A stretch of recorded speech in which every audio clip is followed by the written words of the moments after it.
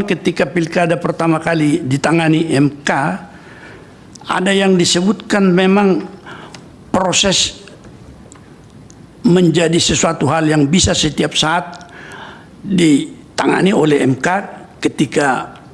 keadilan konstitusional itu menjadi masalah. Tetapi pada saat itu ada suatu masa ketika penyelenggaraan pemilu pilkada tidak begitu jelas di dalam penanganan sengketa proses, tetapi kemudian setelah ada undang-undang yang membagi kewenangan itu, maka sesuai tingkat kewenangan sengketa proses yang telah diputus secara proper, lepas dari perdebatan yang kita lihat itu menjadi masalah fakta juga, maka MK menurut hemat kami tidak lagi menangani apa yang menjadi putusan yang telah berkekuatan, terutama dalam sengketa administrasi. Ada putusan TUN yang telah membahas itu tentang persyaratan itu dan sampai kepada Mahkamah Agung. Oleh karena itu, meskipun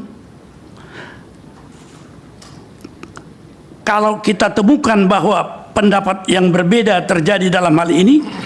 yaitu kalau misalnya dapat dibuktikan oleh pemohon dengan bukti-bukti beyond reasonable doubt yang dapat menegasikan bukti termohon atau pihak terkait, saya kira memang MK bisa memasuki itu. Tetapi persoalan konstitusional yang menjadi pertanyaan sekarang, seandainya MK sependapat dengan pemohon, apakah implikasi konstitusional yang timbul terhadap calon gubernur? Pertanyaan ini menjadi relevan karena pasal 18 Undang-Undang Dasar 45 sampai sekarang belum berubah, bahwa yang dipilih itu,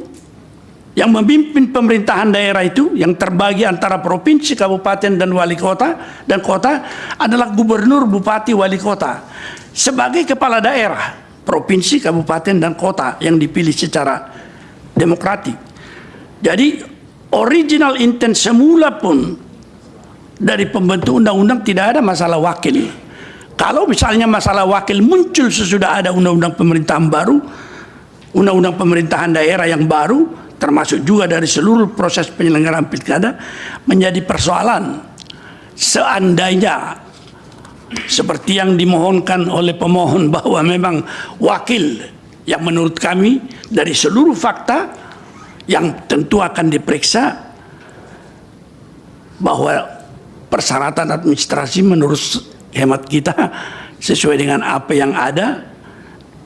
telah diperiksa secara wajar dan secara proper baik oleh Bawaslu maupun putusan pengadilan yang berkekuatan, maka itu menjadi sesuatu yang sah. Follow Redaksi Potret untuk update berita